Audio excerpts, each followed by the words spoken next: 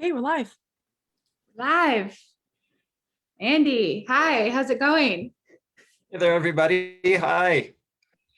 We Hey, are live Amelia. with the World of Pinot Noir. We're from Dobbes Family Estate. My name is Amelia Dobbs. I am the marketing or assistant marketing manager for Dobbes Family Estate, and I'm here with our winemaker, Andy McVeigh. Hey, Want to say team. a little bit about yourself? Yeah, yeah. Hi there. My name is Andy McVeigh. I'm the winemaker for Dobbs Family Estate. And Amelia and I are going to share some information about the Willamette Valley and its sub-AVAs. We have three specific wines to dig into, three AVAs to dig into. But we're going to talk about Oregon in general, Oregon as Willamette Valley, and Oregon as the sub-AVAs of the Willamette Valley. And this is a super exciting topic for me. I love to think about the culture of winemaking and all the things that influence wine, from the soil to the type of bottle and enclosure that you put it in. So there's a lot of variety in there.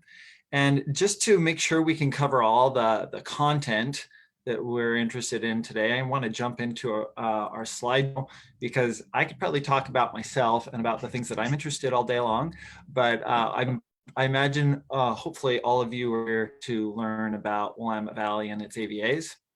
So I'm going to jump in and share my screen and talk a lot about the Willamette Valley. Here we go, working on In sharing the our screen. little world of Pinot Noir here up in the Northwest. Okay, here we go. All right, Perfect. back to the beginning here. So Yeah. here we are, Dobbs Family Estate. Dobbs Family Estate is Dundee, Oregon. Dundee is about an hour southwest of Portland, and we're in the northern end of the Willamette Valley. We're going to be talking about the Willamette Valley and its sub-AVAs today, three in particular, and we'll briefly go over all of them and then dig into three of them in particular. And just introduce myself, that's me, Andy McVeigh. I was born and raised in Oregon, about 35 minutes north of Dundee. I went to Oregon State University to get a degree in food and fermentation science. Originally, I was a biology major, and I was failing biology because I didn't have a lot of direction in life. And I took stock of what was important to me. And I loved hard work and farming and agriculture. Science is the nuts and bolts of life for me and how I make sense of the world.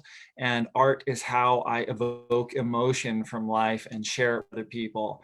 And taking grapes and yeast and fermenting that into wine and finding new friends and family and telling stories through wine is a lot of what art is for me. So art, science, and agriculture are why I got into winemaking.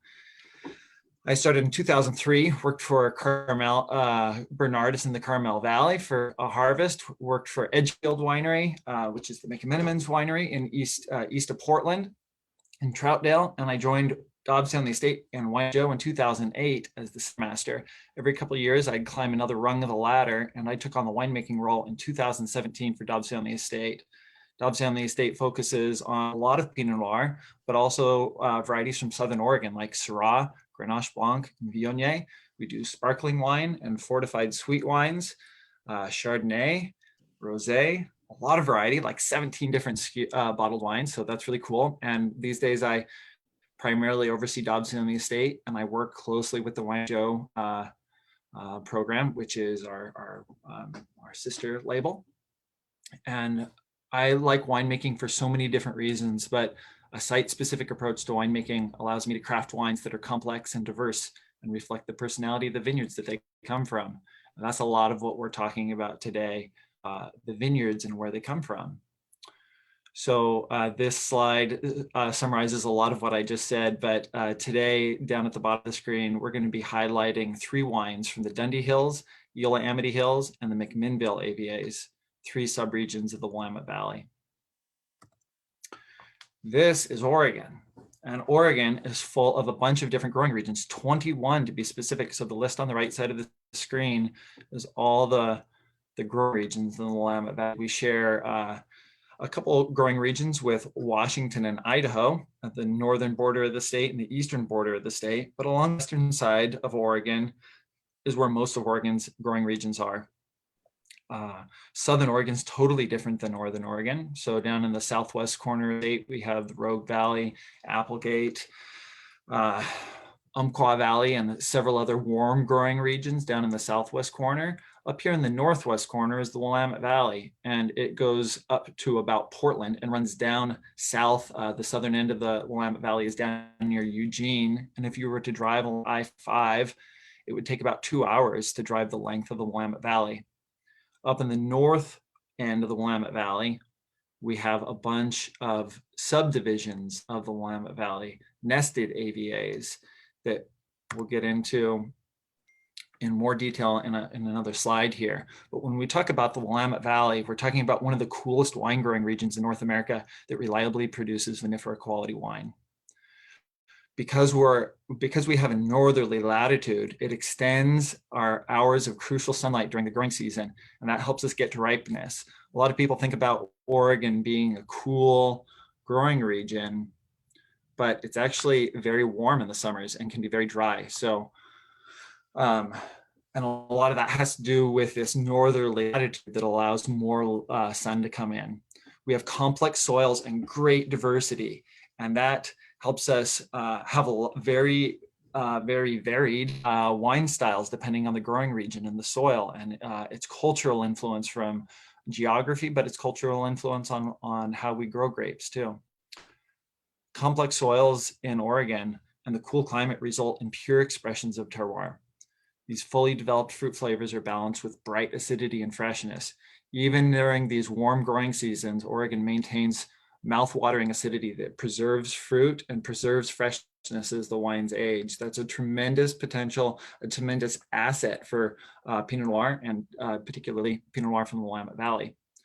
And I'd like to stop and mention that these slides are all provided through the Oregon Wine Board, which is a tremendous source of information if you're interested in learning more about Oregon and its many AVAs, not just Willamette Valley. Check out the Oregon Wine Board. And thank you to the Oregon Wine Board for providing the slides. We're going to move on to my slide here. The Willamette Valley is Oregon's largest wine growing region, accounting for 2/3 or more of the state's total planted vineyards. Only 25,452 acres of a much larger total are planted. And the majority is Pinot Noir, which is 69% of the varieties. Pinot Gris follows in a distant second, then Chardonnay, and then Riesling and Syrah and everything else. So Pinot Noir holds a significant lead. But I think Pinot Noir draws people to the Willamette Valley, but what keeps them there is all the other things that we do fantastic. People come looking for Pinot and then they find all these other fantastic varieties, particularly from our warmer growing regions. So come for Pinot and stay for everything else, please. Our next slide. So here we go. We're talking about Willamette Valley. From Portland to Eugene, it takes 2 hours to drive along I-5.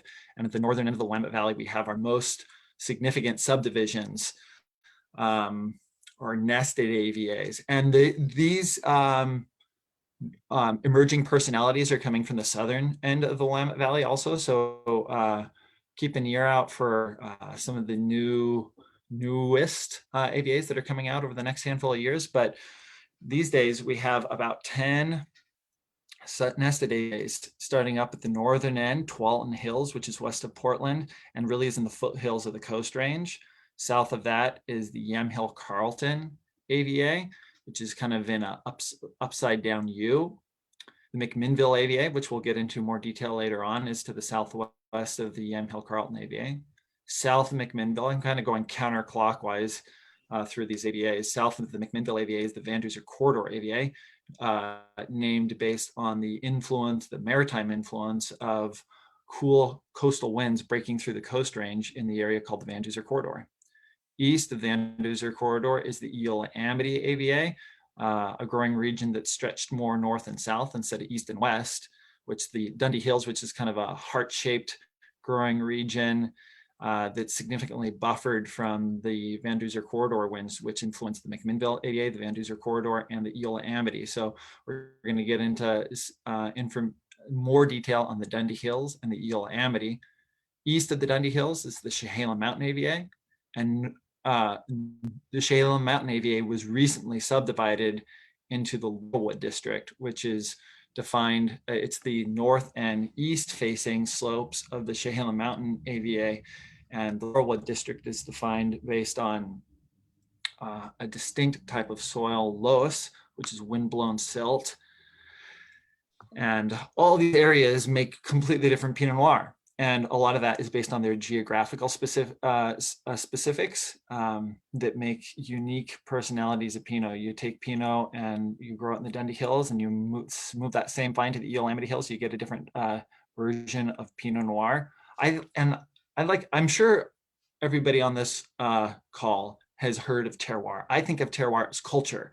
It's the culture, and I think culture is a better thing because terroir is very much, that word is, that idea is very much tied to the soil, to the earth. And I think of the things that influence grapes and the things that influence wines as more of the cultural aspect, like wind and rain and microclimate and different pests, and how people manage vineyards and how winemakers manage grapes. And so I think about culture instead of terroir when I think about the influences that define a wine style based on its geographical significance where the grapes are grown. So I'll refer to that frequently today as culture rather than terroir. I like that. Yeah, right on.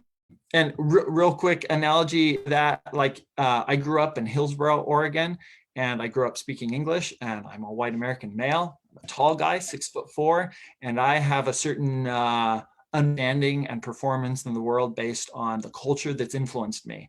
You take Andy McVeigh, a 6 foot tall white male, and stick him in Tokyo, and he's in a completely different culture. And Andy McVeigh growing up in Tokyo isn't going to be a meat and potatoes kid.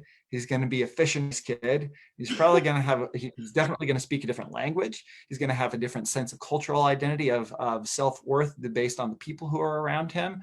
So all the things that influence that person. So if you take Pinot Noir and you grow it in the Dundee Hills, and it has a certain set of soil and microclimate influence and slope and aspect and wind influence and vineyard management style, you move that grapevine to a different area, it's going to have a completely different cultural experience. So I think of the culture of a wine grape defining wine style more than just the soil or just the earth. So some bullet point information about the Willamette Valley. Established in 1983, we have a large total area, but a very small planted area. The predominant soils are marine sedimentary, volcanic, and loess. Loess is the windblown silt that I mentioned that's fairly distinct to the Laurelwood District. And marine sedimentary and volcanic get pitched back and forth a lot between these different AVAs. I'll get into that detail more.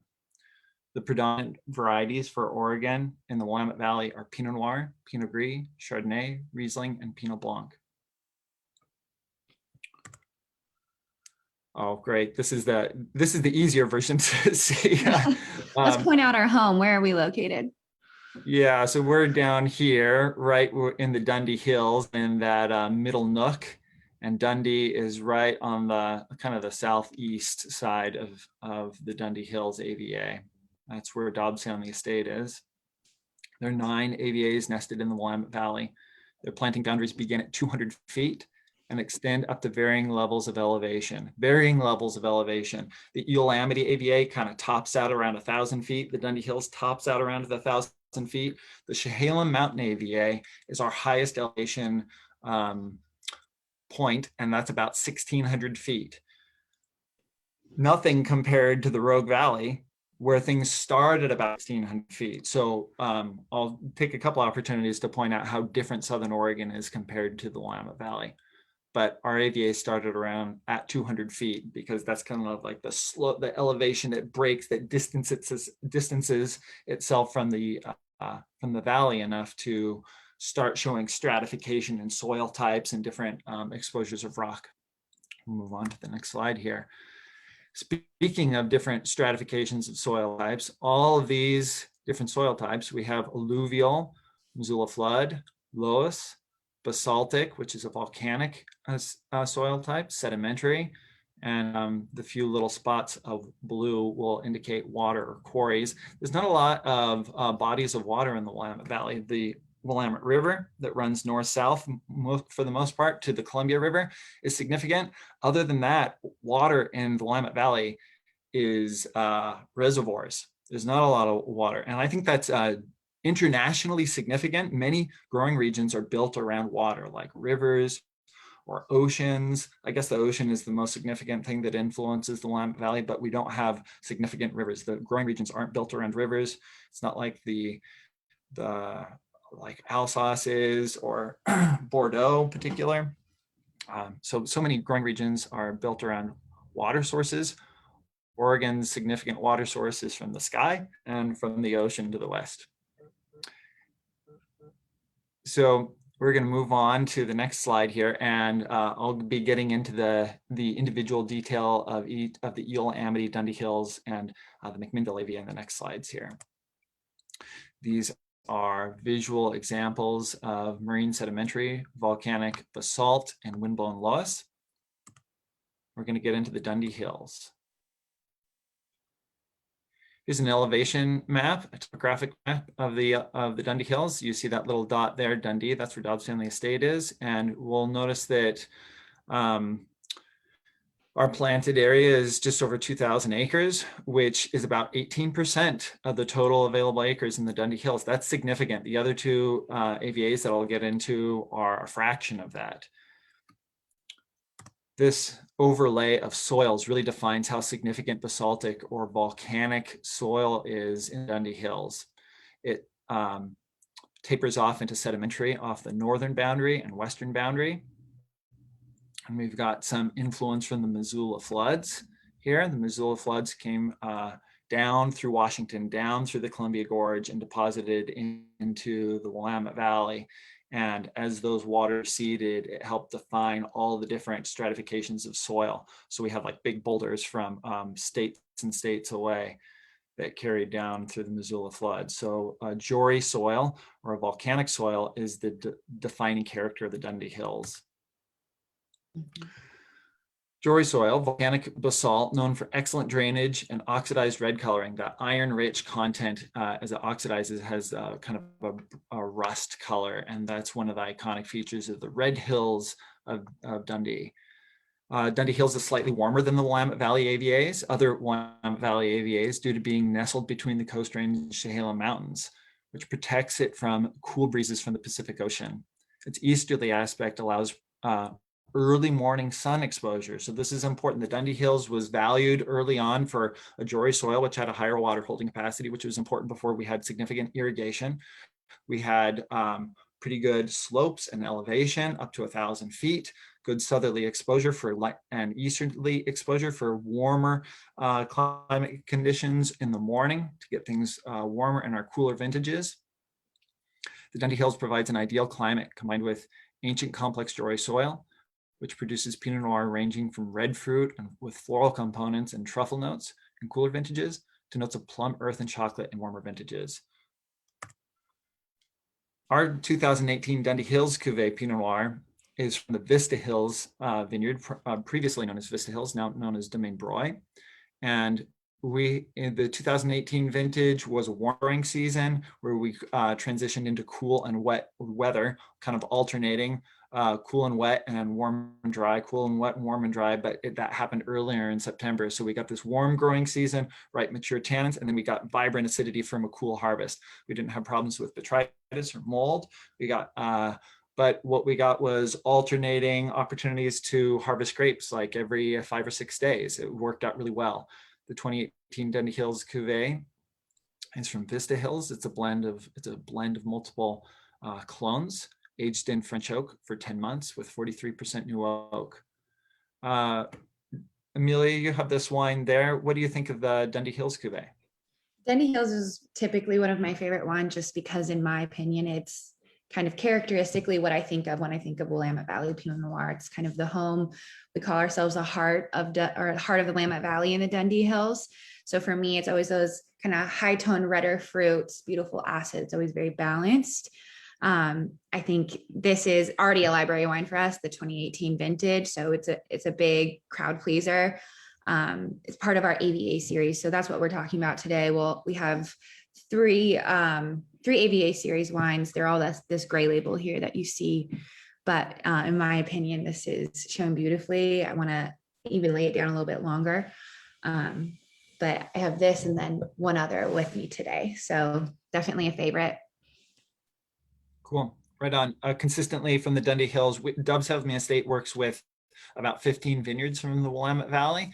And our Dundee Hills properties always show a red fruit, more red fruit component, floral rose complexity, fairly elegant tannins, and enough acidity to keep the wine fresh and vibrant, but not as assertively acidic as other growing regions. Those warmer, pretty classic, ideal growing conditions with south-facing slopes are a lot of what defines Dundee Hills. We're going to move on to the McMinnville AVA, which is west. Probably our most farther, it's the farthest west of our sub-AVAs of the Willamette. And I want to point out something on this topographic map, how jagged and edgy and full of angles and curves the McMinnville AVA is. A lot of that is from heavy drainage from moisture coming in from the west, from the coast, raining all over the McMinnville AVA and needing to drain quickly. So if we jump back here to the Dundee Hills, that looks much smoother than the McMinnville AVA, which is very jagged and has heavy drainages coming out there. That breaks up the opportunity for ideal growing conditions and puts things in a lot of little nooks and crannies. It's pretty cool. There's a lot more diversity. The McMinnville AVA is much cooler than the Dundee Hills. It has influence from the Van Duzer corridor, cool ocean breezes that from the ocean 50 miles to the west of the McMinnville AVA. Total area is 40,500 acres. The planted area is 750 acres. I mentioned on the Dundee Hills, 18% of Dundee Hills is planted. 2% of the McMinnville AVA is planted. So we have plenty of room to grow, but also less opportunity to grow in all those little nooks and crannies. So a lot of variety, and also all those nooks and crannies keep things cooler. You have less southerly exposure. So we get cooler sites, lower sugars, higher acid. That frequent daily wind from the west helps build up thick skins. Less ripe grapes have less mature skins. So we get darker fruit profile, higher tannin, higher acid, more age-worthy wines, darker, more brooding styles of wine. There was a point where I thought all of McMinnville AVA should be planted to white grapes because it does such a great job at retaining acidity, but we've found incredible opportunities to grow Pinot Noir and provide a different style of Pinot based on its growing region. So that's topography of the McMinnville AVA, and the soils tend to be marine sedimentary, marine bedrock, and volcanic. Predominant varieties are Pinot Noir, Chardonnay, Pinot Gris, Riesling, and Pinot Blanc. I think the predominant varieties are going to be the same throughout these AVAs, so I'll just focus on these soil types.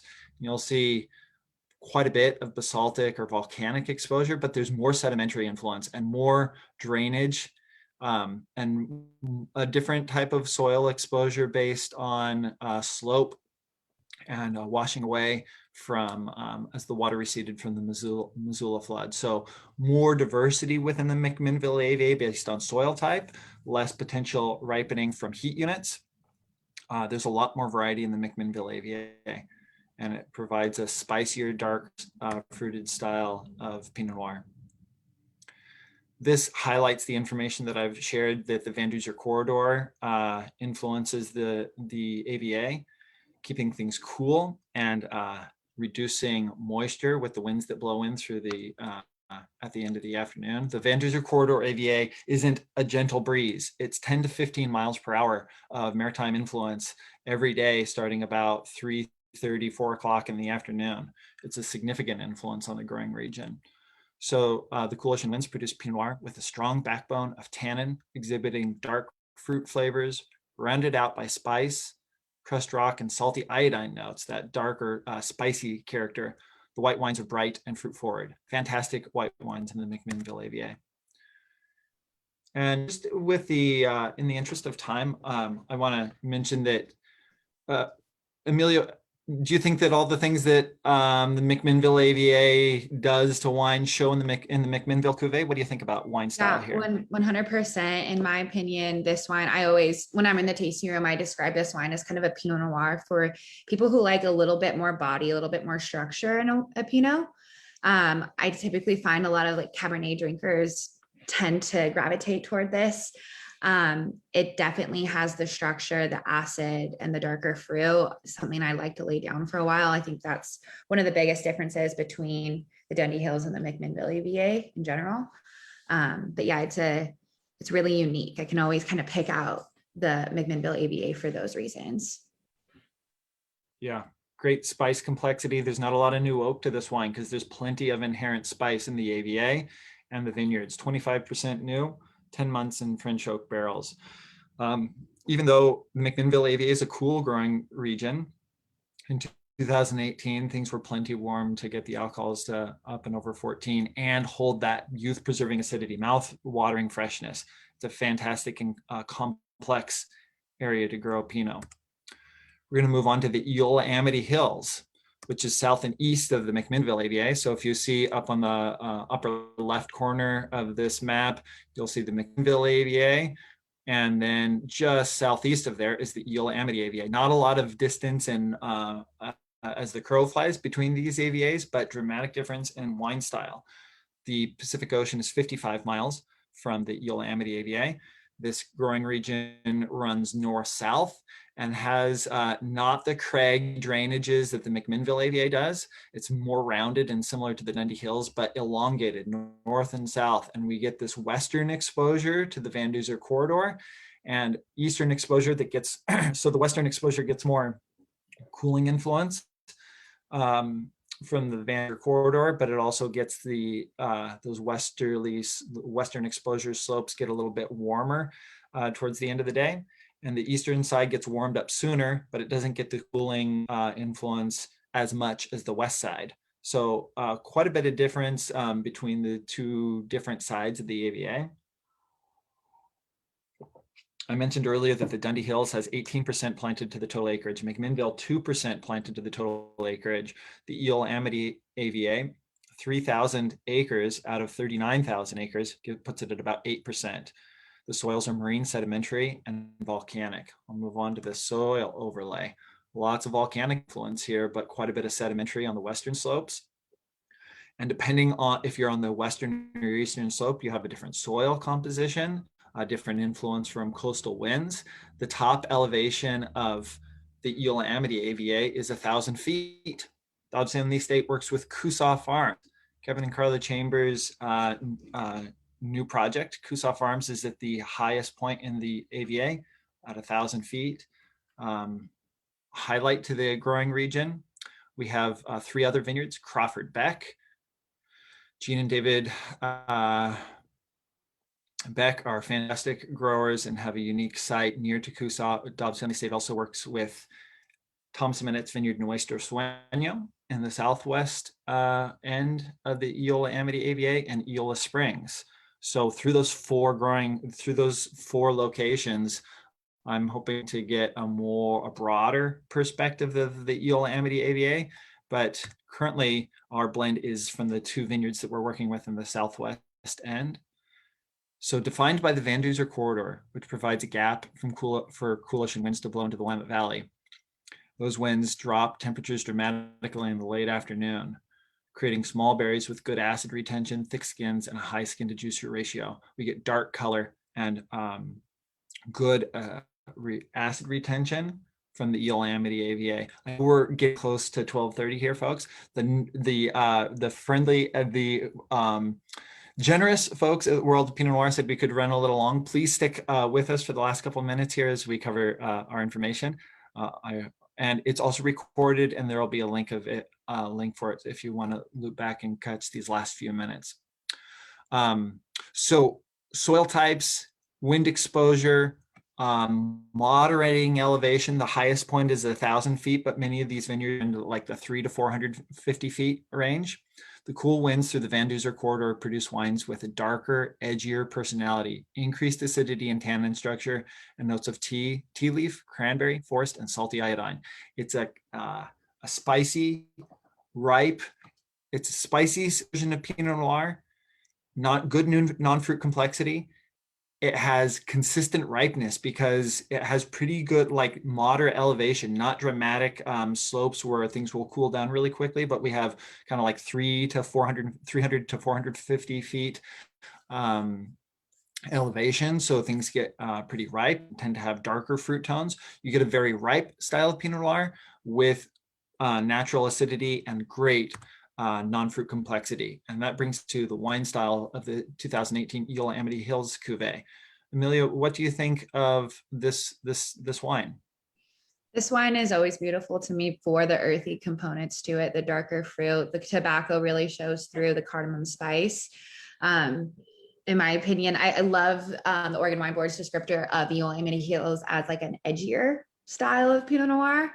I really think that does come through. It is typically always balanced cuvee for me. It's something that I can drink right away because it has all those components as well. So I think that these profiles are spot on with the wine right now. Yeah, I like the idea of balance, and that each of these AVAs provides a different type of balance. It's like the Dundee Hills is balanced towards more red fruit and more elegant body and moderate tannins and like a finesse-driven acidity. The McMinnville AVA is balanced around structure and darker fruit profile and a little bit more acid, generally lower alcohols. And the Yosemite Hills is a little bit plusher and riper. It's kind of the happy medium between those two AVAs, with a little bit more potential to get ripe, but it holds its acid well. It has dark fruit profile, lots of full body from the Yosemite Cuvée. There's a little bit more new oak influence on this wine compared to the McMinnville AVA at 38% new French oak for the 2018 Yosemite Hills. We do 300 cases of this wine. We released it recently. The Dundee Hills we released back in the fall. And McMinnville AVA, the McMinnville Cuvée will be released in May. So 3 pretty fantastic versions of Pinot Noir from the Willamette Valley. If you're interested in learning more about us, we're on Facebook, clearly, because this is on Facebook right now, but Instagram, plenty of social media opportunities to follow Dobbes. And if you're interested in trying these 3 Pinots, you can use the promo code WOPN15 for 50% off ground shipping included on our AVA collection. So a bottle of each, get 15% off and ground shipping included. So thanks all for your time. Amelia, thanks for hanging out with me. Yeah, of course. It looks like maybe we have a couple things in the chat here. Oh, here, I just, I'm going to share the link to purchase this AVA collection, Pinot Noir. It's going to be live on our website for 1 week.